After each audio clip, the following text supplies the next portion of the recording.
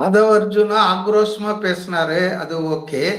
But ஆனா என்னை கவர்ந்தவர் வந்து அருண்ராஜ் தான். Doctor okay. அருண்ராஜுடைய பொருள் பொதிந்த ஸ்பீச் தான் வந்து என்ன வந்து அட்ராக்ட் பண்ணுச்சு. அவர் தான் ரொம்ப நல்லா ம். பேசினார் அந்த கூட்டத்திலேயே நான் நினைக்கிறேன்.